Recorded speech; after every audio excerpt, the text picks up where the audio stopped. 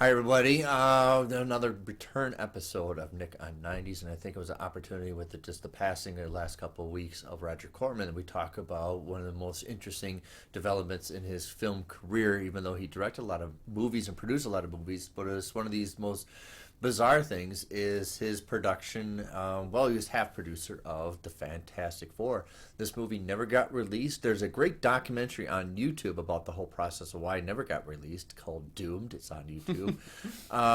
You used to find physical copies at cons in the early 2000s, but remember now VHSs. and VHSs, but now it's just once in a while it'll pop on YouTube. And actually, people have treated real care with this. I found one that actually they restored the audio, so it sounds better.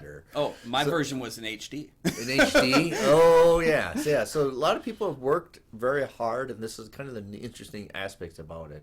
I'm not going to waste your time about the dynamics of why it didn't get produced, but obviously the whole thing is they made this movie so they maintained the rights. So when contract negotiations where Marvel wanted to buy the rights, they were part of the conversation. All they had to do was just be in development of the movie by I think it was December 1993, and they were in. Well, if you're in development, the clause didn't say you didn't have to finish the movie, but they finished the movie. Oh, so it's but like you that never Hellraiser told sequel. anybody, right? All you had to do was be in development, but then once it expired, you could just say, "All right, we're done, goodbye," and then you still maintain your rights. But they finished the movie, and they did you got the film, you got the music, and they went to post and everything, and then they told them we're done. So I would never. The politics of making the movie, I don't think Roger Corman was part of this scam of not telling everybody they were going to release it. I think he was jinked into getting involved as well, and then they cut him kind of $1 million, even though I think he put up $750,000 in his own studio to make the movie. They gave him pretty much more than what they wanted to tell him just go away. So it's not directed by Roger Corman. It's directed by Ole Sasson, and they did a whole casting call, but it has Alex Hyde, I think his name is Smith. They have Rebecca Staub. She used to be, I think, former Miss Nebraska for Miss USA.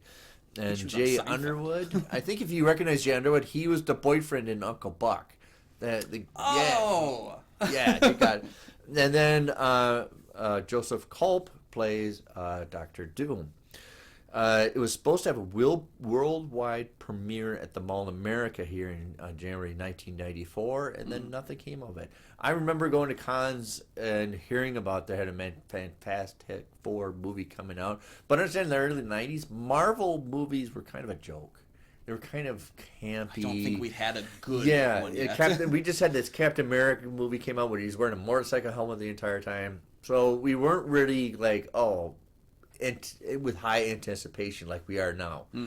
Because DC was killing it with Batman and stuff like that. And we had other They're about ones to like... stop killing it with Batman. Yeah, So. and we had like Darkman and stuff like that. So with Fantastic Four, you got to understand, it doesn't have the wide audience fan appreciation as Spider-Man, but there's a core of fans who really love Fantastic Four, and those people are faithful. And when they love something of the nature of a movie of the Fantastic Four, it would be elated, especially if you're faithful to the story.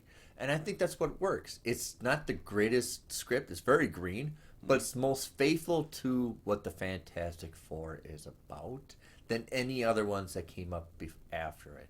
It's not a cosmic story. It's mostly about them, how they maintain the structured thread of being a family and working with their anxieties. Remember, the whole point of their superheroes is emphasize their anxieties. You know, They Susan tell Storm, us that really heavily. yeah, they tell us that very heavily well, Reed Richards wants to be this protector. He wants to, be the umbrella for everybody. And also, Ben Grimm wants to just punch a hole in the wall to solve the problems.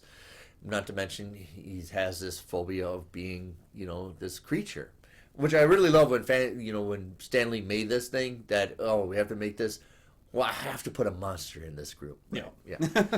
The other thing is, it showed the dynamic of making a movie. You have producers who only want to make movies just to make money, but the core of it, like the crew, the actors, everybody involved, they really care. I mean, they really care. A lot of people put their own money to get this made. The guys who made the music put $5,000 of the money to make the music. You had director who put his own movie in post to get it made. You had actors going around campaigning with their own money to promote the movie. So you see a lot of the passion that I really like about the movie played out on film. Yeah, it feels like a labor of love. That's what I noticed. Yeah, and you buy it, and I love the hokiness of it. It's hard to say, but people are like, God, I wish I had more money. But I like it the way it is because it's so sincere. Like they're really trying hard, knowing that they're in this condemned building that they made this movie in.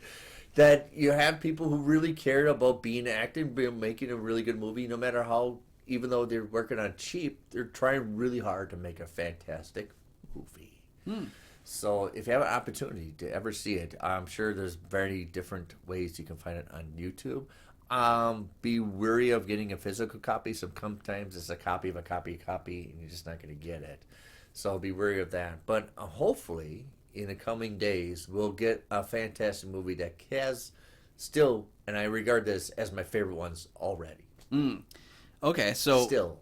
Well, my question for you then, because the film does kind of fall into that people consider it one of the worst movies ever made because of its legacy, Nick. So do you think this is a movie that deserves to be among the worst films ever made, even though you like it? Do you think it deserves I still that like moniker? this better than Carnosaur.